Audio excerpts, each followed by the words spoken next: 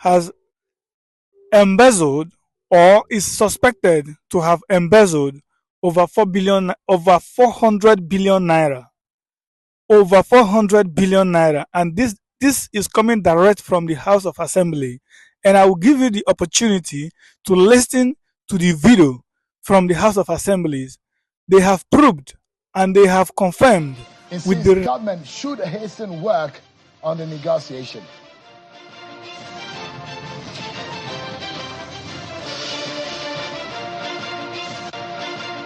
Hello everyone, welcome to the program. This is Politics Today live on Channels Television. I'm Sean Kimbalo here in Abuja. Let's get started with the program, everyone. But let's know tonight that our conversation is going to be in twofold. One, we'll take you to Kaduna State to get the real issues behind the probe and the investigation of EL-RUFAI 8 year at the helm of affairs. Now, those who will say loads and loads of those who served in the EL-RUFAI government are serving in the present government. So what exactly is going on? And those who would imagine that it's the same APC government.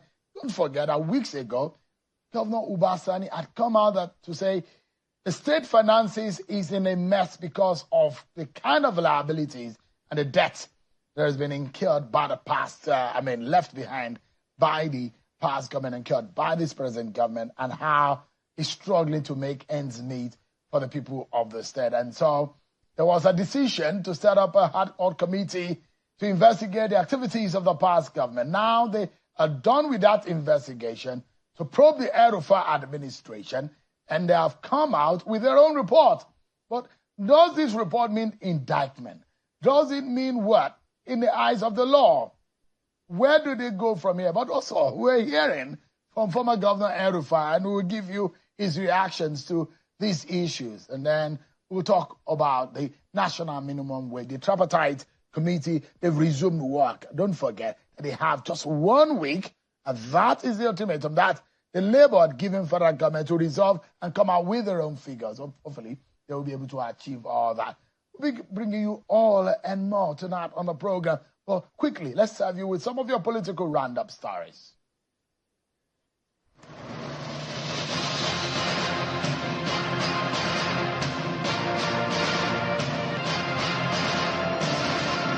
A bill for an act to ban open grazing and establish ranches as an antidote to the perennial violent clashes between farmers and nomadic herders in Nigeria 2024 has scaled second reading in the Senate after a slightly heated debate.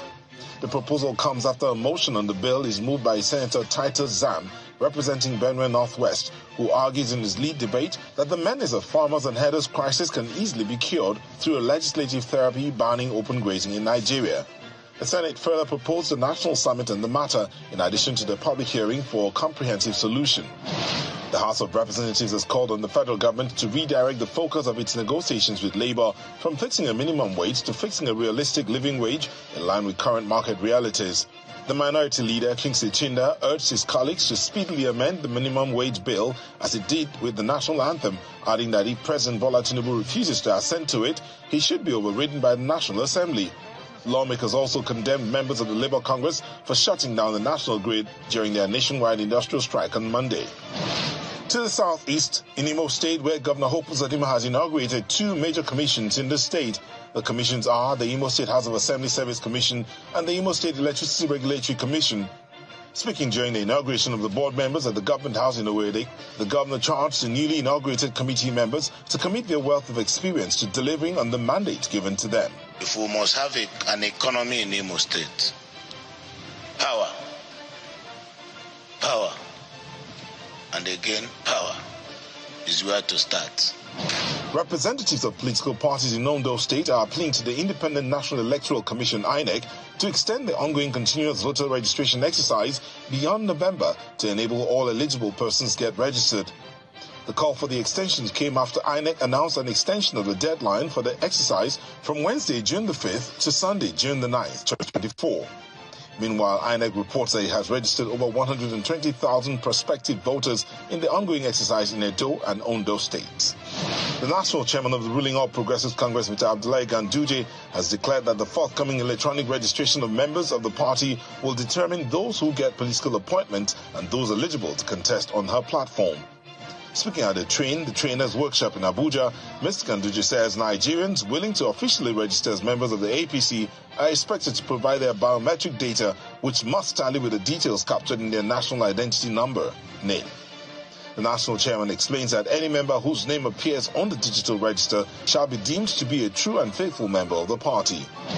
The national chairman of the Social Democratic Party, Mr. O.G.B, has vowed that the party will challenge the outcome of the Kogi Governorship Election Tribunal, which affirmed the election of Mr. Usman Ododo as the duly elected governor of Kogi State. Addressing a news conference in Abuja, Mr. Gabam says the tribunal's judgment, which was already in public domain as at the time it was being read, is a miscarriage of justice aimed at disenfranchising the people of Kogi State.